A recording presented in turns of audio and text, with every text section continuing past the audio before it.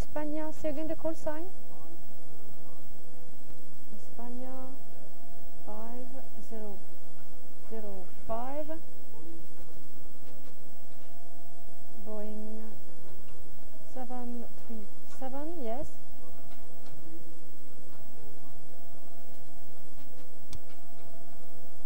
From Lima Echo Mike Delta, yes. Level 310. Okay, thank you, bye.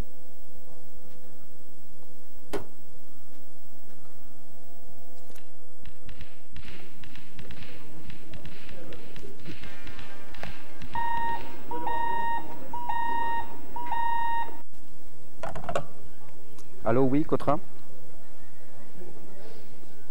Qu'est-ce que tu veux? Attends, je te passe le contrôleur concerné. Michel, tu prends Cotra? Allô? Oui, il y a un problème? Bien, après Patel, il fera arrêt et hors-tac. Voilà.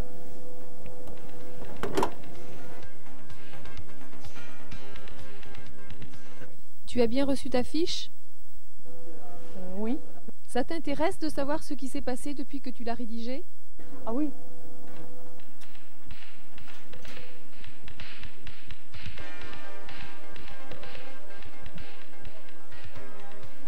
Une fois la transaction terminée, la fiche est acheminée du centre au CRNA Nord, où est installé le système de traitement de plan de vol, le STIP. Elle est alors présentée sur Datascope à un contrôleur qui établit un plan de vol machine. Le même circuit est utilisé pour renvoyer au centre les éléments traités. Cette fonction des contrôleurs du STIP ne représente que 5% environ de leur activité. L'objet de ce montage est de présenter l'ensemble des activités de ce que nous appelons habituellement le COTRA et de ses contrôleurs.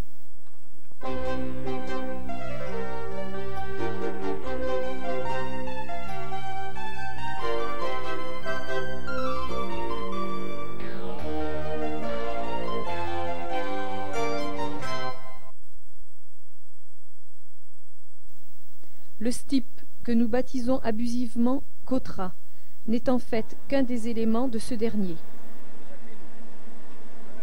Il a pour rôle la collecte des informations plan de vol et la redistribution des données traitées aux organismes de contrôle.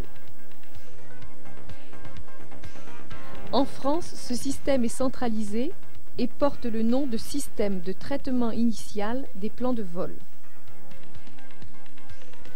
Depuis 1986, il est rattaché au CESNAC, le Centre d'exploitation des systèmes de la navigation aérienne centraux, qui comprend en plus le DS4 d'Orléans, la Corta à laquelle est rattaché le SARSAT et le service système qui en assure la maintenance.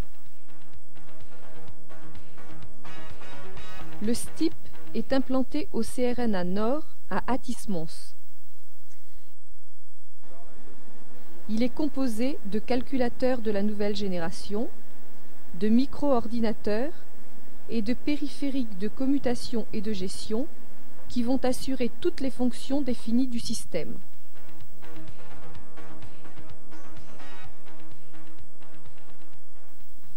Le STIP est relié au centre de contrôle, auquel il envoie différentes informations et en particulier les plans de vol créés. Précisons les fonctions du STIP. 4 activités différentes apparaissent d'emblée. Ce sont la création des plans de vol machine, leur modification éventuelle, leur diffusion et l'archivage aux fins d'études de statistiques et de redevances. Commençons par la création des plans de vol machine. En fait, nous pouvons parler de 3 formes de création, le FPL, le RPL et la création par fiche contrôleur. Les informations du FPL proviennent ou d'un bureau de piste, ou d'une compagnie par son service opération, ou d'un BTIV qui fait office de bureau de piste.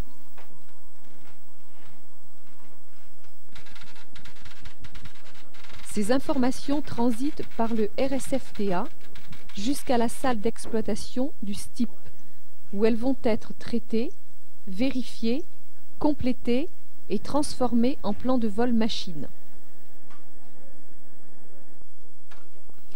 Présentées automatiquement en fonction des disponibilités à l'opérateur COTRA sur un datascope, l'affichage des informations est fait en partie de manière automatique, le système s'assurant que les champs du plan sont correctement remplis.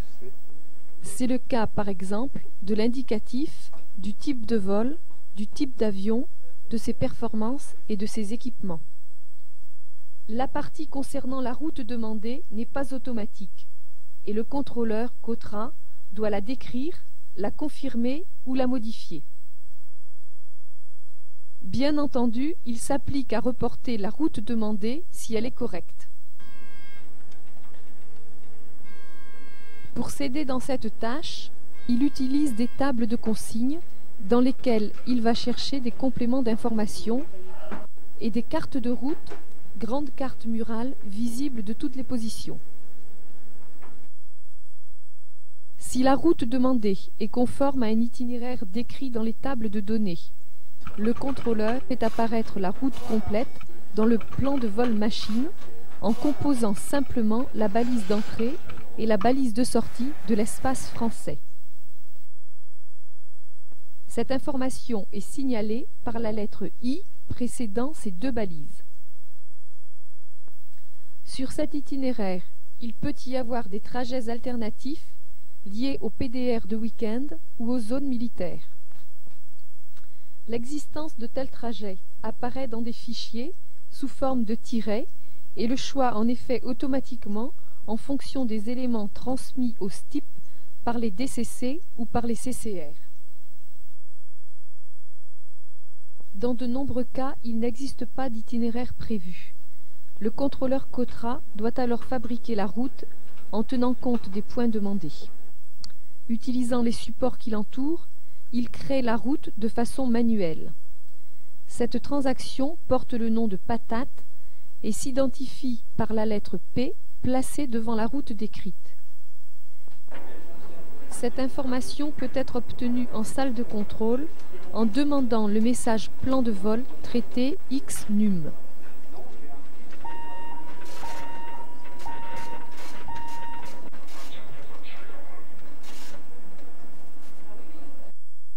Si la route demandée par le pilote dans le plan de vol contient une irrégularité comme par exemple l'utilisation d'un sens interdit, le contrôleur COTRA rectifie cette route et la mention orientée apparaît sur le strip. La deuxième source d'information pour la création du plan de vol machine est la fiche rédigée par un contrôleur de CCR. Cette fiche a une priorité supérieure et apparaît tout de suite sur un terminal libre. Il convient, on s'en doute, de donner au contrôleur COTRA un maximum d'informations sur la route suivie. Une seule balise, comme vous le voyez, est à l'évidence une information insuffisante. Pour faire correctement une fiche, j'ai besoin d'un maximum d'informations. Et si pour une fiche, je n'ai que l'aérodrome de départ, l'aérodrome d'arrivée et une seule balise en entrée, j'ai de grandes chances de me tromper. Alors, par exemple, pour un vol qui vient d'Espagne pour aller sur l'Angleterre, si je n'ai que Patel en balise d'entrée, moi j'ai le choix de le faire sortir par Berried, par Ortac ou par Fabo. Il est donc souhaitable, pour avoir une fiche bien traitée dès le début, de me donner le maximum d'informations. Il peut arriver quand même que la route décrite sur les strips soit fantaisiste. L'erreur est humaine. Il faut savoir que les contrôleurs du STIP traitent entre 3000 et 4000 plans et fiches quotidiennement. Reste une troisième source d'information plan de vol, le RPL, Repetitive Flight Plan. utilisé par les grandes compagnies assurant des vols réguliers. Les plans sont transmis par courrier au bureau des RPL. La compagnie précise les jours concernés ainsi que les limites de validité des vols. Le bureau des RPL vérifie ces plans et les introduit en plan de vol machine sur des disques qui sont traités automatiquement par le STIP.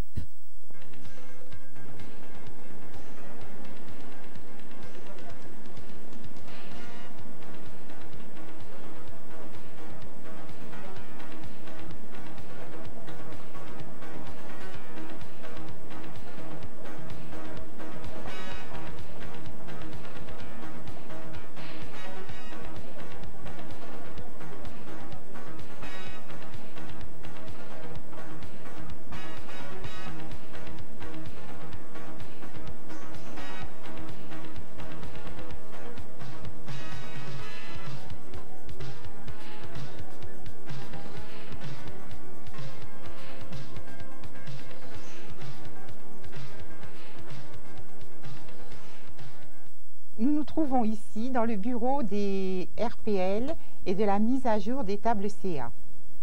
Un RPL, c'est un vol qui doit avoir lieu en IFR régulièrement et se reproduisant 10 fois au moins dans une des FIR des États participant au système.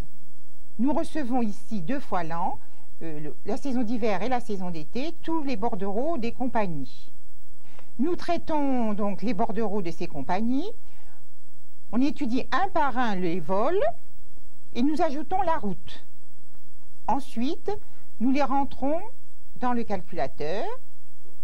Ces plans de vol sont traités dans le calculateur. Ils sortent 3 heures avant leur départ. Les compagnies peuvent intervenir sur chaque plan si ces compagnies ont un changement de type d'avion ou un changement d'horaire. En plus des RPL, nous assurons la mise à jour des tables CA. Ces tables CA sont remises à jour tous les mois, suivant des dates données par les RAC. Pour mettre à jour toutes ces informations, nous utilisons un système qui s'appelle SATIN, Système automatique traitement information nationale. Les compagnies sont de plus en plus intéressées par ce système. Au début, nous avions peu de compagnies. Maintenant, nous arrivons à avoir 105 compagnies dans le système. Les plans de vol déposés font parfois l'objet de modifications, d'annulations, de changements qui sont tous faits par un contrôleur COTRA.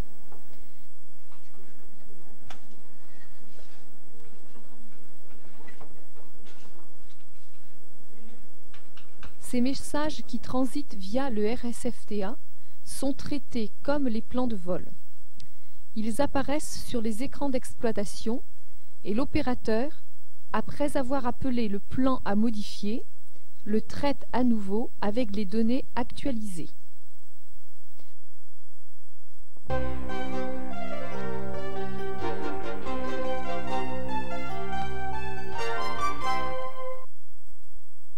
Tous les plans de vol machine traités reçoivent un numéro COTRA qu'ils gardent jusqu'à ce que le STIP décide d'archiver le plan. Ce numéro sert aux échanges entre les différents calculateurs des centres de contrôle. Il est également communiqué à l'organisme expéditeur pour lui confirmer que le plan a bien été traité. Le STIP diffuse aussi au centre en route des données nationales concernant les itinéraires, les trajets, les performances, les types d'avions et les consignes balises. C'est ce que nous appelons les données CA. De plus, les vents reçus de la météorologie toutes les 6 heures sont envoyés via le STIP au centre en route. Le STIP transmet au système de prévision les informations utiles à la régulation du trafic, informations qui peuvent être obtenues par la Logabax de la salle de contrôle. Un nouveau système de prévision sera bientôt mis en place dans les centres de contrôle Prévi 4. Prévic 4 est un système de prévision de trafic qui est appelé à remplacer le système existant actuellement, Prévic 3. Il a été développé dans la maison par le STNA en collaboration avec des sociétés privées, tout d'abord TITN puis Capsogeti. La grosse différence avec le système que vous connaissez, qui est donc Prévic 3, est que ce nouveau système est beaucoup plus ergonomique, permet d'introduire des données beaucoup plus larges et d'avoir des interrogations beaucoup plus précises. Les nouveautés sont également l'introduction d'alarmes qui permettent de prévenir les secteurs de contrôle d'une éventuelle surcharge. C'est également la possibilité d'effectuer directement sur le système la gestion des mesures de régulation. Actuellement, ces mesures de régulation sont traitées sur un micro-ordinateur à la Corta qui est complètement indépendant du système de prévision Prévic 3. Donc c'est un système qui fait partie à part entière du COTRA. Il est relié aux informations plan de vol à travers le STIP. Il reçoit donc les informations de trafic du STIP, mais également les messages acheminés des STPV vers le STIP et vers la Prévi. L'horizon de la prévision de trafic est donc l'horizon de connaissance des plans de vol de STIP, c'est-à-dire un horizon de 3 heures de temps. Bien, ce système Prévic 4 est actuellement en phase d'évaluation à la Corta. Nous avons déjà exploré pas mal de directions et en fait il semble pratiquement prêt à être mis en service opérationnel. Donc nous espérons pouvoir vous le mettre à votre disposition et vous verrez que par rapport au système actuellement existant, Prévic 3, il apporte beaucoup de facilité d'emploi et surtout des informations qui sont très intéressantes pour les centres de contrôle, pour la gestion de la salle et pour les prévisions de trafic.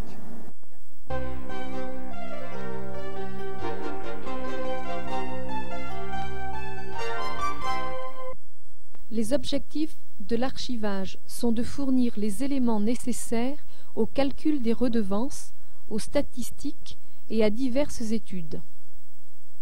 Chaque jour, les plans de vol sont entrés dans le STIP, système de traitement initial des plans de vol, soit par plan de vol déposé par les bureaux de piste et les compagnies, traités par les opérateurs COTRA, soit par plan de vol emmagasiné, dit RPL, qui sont stockés sur bande magnétique et entrés dans le système, soit par fiche des contrôleurs lorsque le plan de vol manque ou que des données sont inexactes. Bon, tous ces renseignements sont stockés dans le calculateur et tous les matins, vers 7 heures, sont archivés et recopiés sur une bande magnétique. Donc sur cette bande, on retrouvera tous les plans de vol de la journée passée, ceux qui ont servi ou ceux qui n'ont pas servi, avec les transactions opérateurs qui ont servi à créer ces plans de vol, ou bien les images des plans de vol emmagasinés, les images des fiches, les messages reçus aussi du DS4 et non utilisés par les opérateurs COTRA et rejetés dans le système, dans un fichier dit des messages inutiles ou messages rejetés. Toutes ces données sont récupérées donc chaque jour sur une bande magnétique et constituent les archives légales du STIP, ou du COTRA si vous préférez. Ces données sont traitées par les redevances, d'une part, par des programmes statistiques, d'autre part, et peuvent servir de preuve en cas de recherche, soit d'enquête sur les Hermis, par exemple, éventuellement. Mais la fonction principale, c'est quand même la récupération des données pour l'établissement des redevances de route et de redevances pour services terminaux. Bon, les redevances représentent quand même une très grande somme d'argent. Les redevances de route, par exemple, en 1986, on comptait récupérer 1,2 milliard de francs. 1987, 1,375 milliard de francs. Redevances d'approche en 86, 280 millions de francs. 1987, 370 millions de francs. Ce sont des sommes assez importantes qui montrent que chaque journée de trafic représente à peu près, pour 87, 5 millions de francs. Il n'est donc pas question que nous perdions des données et qu'on puisse traiter ces données à la légère. Pour le recueil des données, un seul service effectue ce travail, c'est la section des redevances au sein de la division opération COTRA du CESNAC, qui donc récupère les données sur les bandes d'archives, les traite, les vérifie et les transmet au service central des redevances de Bruxelles qui, lui, établira la quantification des données, la facturation et percevra l'argent de la part des compagnies qui répercutera aussi cet argent sur les États en fonction des pays survolés. Alors la base du recueil des données pour les redevances de route ou d'approche est effectuée à partir donc du plan de vol déposé et stocké dans le système COTRA, archivé sur bande, traité par les programmes redevances. Dans ces plans de vol, les renseignements importants sont d'une part les aérodromes de départ et de destination, le type d'aéronef et l'identification du vol. Parce qu'en effet, c'est à partir de cette identification que l'on saura à quel exploitant il faudra adresser la facture. D'autres éléments importants dans le plan de vol, c'est d'une part l'activation du plan de vol, parce que c'est un critère qui nous dit que le vol a eu lieu, puisque de nombreux plans de vol sont dans la machine sans qu'ils soient activés. Tous ces éléments sont contrôlés et filtrés au niveau des redevances, du recueil des données par programme, et ensuite vérifiés par des opérateurs, par des contrôleurs qui sont affectés à cette tâche, et qui doivent en principe transmettre au service central des redevances environ 10 jours après la date des vols, tous les renseignements pour les journées. Autre travail également sont les réclamations qui sont déposées par les usagers, soit auprès du service central des redevances de route, soit auprès de la DNA, et en fonction des contestations qui sont faites, étudier ces réclamations et apporter une réponse technique sur les vols qui sont contestés. Pour contrôler son propre fonctionnement et pour mettre à jour ces différentes données, le STIP dispose de procédures de redémarrage qui peuvent être soit des reprises, soit des débuts de journée. Pour assurer le fonctionnement du système STIP, nous avons deux calculateurs Mitra 625. L'un est chargé avec le programme opérationnel, l'autre est un secours que l'on dit passif, c'est-à-dire qu'il est disponible pour être chargé si nécessaire. Le programme et les plans de vol se trouvent en permanence sur les deux disques du système opérationnel. Une reprise consiste à recharger le calculateur à partir des disques opérationnels. Dans ce cas, il n'y a aucune perte de plan de vol puisque disques et programmes sont sur ces disques. Une reprise type est transparente pour les centres de contrôle, excepté pour les fiches qui devront attendre le redémarrage du système pour être traitées par un opérateur COTRA. Une reprise peut être effectuée sans changement de calculateur, les disques restant à la même place, ou avec changement de calculateur. Dans ce cas, les piles seront transférées de l'ancien calculateur opérationnel sur le calculateur secours. L'on distingue deux types de reprises. Les reprises automatiques effectuées par le système lui-même à la suite d'une anomalie logicielle ou matérielle mineure et les reprises manuelles effectuées par le superviseur COTRA. L'arrêt du STIP à la suite d'une reprise ne doit pas excéder 5 minutes, excepté s'il y a changement de calculateur, l'on rajoutera 5 minutes supplémentaires. Au cas où le redémarrage s'avère impossible, même sur le calculateur secours, nous aurions affaire à un problème grave, la destruction de l'un des deux disques. Heureusement, grâce à une pirouette technique, ce début de journée, avec perte de tous les plans de vol connus du STIP, sera presque transparente pour les centres de contrôle. Dans le réseau COTRA, tous les systèmes, STIP, STPV, STR, Prévi, ont un élément de référence commun pour parler d'un plan de vol donné, son numéro plan de vol, attribué par le STIP au moment de sa création. La table des numéros COTRA attribués existe sur chacun des deux disques opérationnels. Si l'un des deux disques est détruit, il est remplacé par un nouveau et l'on repart en début de journée, appelé début de journée avec données partielles. C'est-à-dire que le système redémarre avec la mémoire des numéros plan de vol déjà attribués grâce à la table contenue sur le disque non détruit. Les nouveaux plans de vol créés ne porteront pas ces numéros et seront donc compatibles avec les anciens plans de vol connus par les autres systèmes du réseau COTRA. Ceux-ci pourront donc continuer à fonctionner normalement sans être obligés de raser de leur mémoire les anciens plans de vol connus avant le début de journée STIP. Cette situation permettra d'attendre sans perturbation importante la nuit suivante où tous les systèmes du réseau COTRA effectueront un début de journée nu. Un début de journée nu est en effet un début de journée de tous les systèmes du réseau COTRA avec perte de tous les plans de vol connus. Tous les 28 jours, à chaque date ERAC, les COTRA effectuent un tel début de journée pour prendre en compte les spécificités des chargements circulation aérienne. Après le début de journée du STIP et des autres systèmes, il fera relire cette borne pour réinjecter dans le réseau les plans de vol du lendemain. Un début de journée nu, programmé, est donc sans conséquence pour les centres de contrôle. L'originalité du contrôle automatique français met en évidence le rôle primordial joué par le STIP. Système centralisé, c'est lui qui collecte et qui redistribue à tous les centres les données nécessaires à leur fonctionnement. Élément indispensable dans la chaîne COTRA, son évolution technique se poursuit avec la mise en place prochaine des systèmes STAR de redevance automatique, SATIN et Prévi 4, afin d'améliorer encore la qualité du service rendu par la navigation aérienne.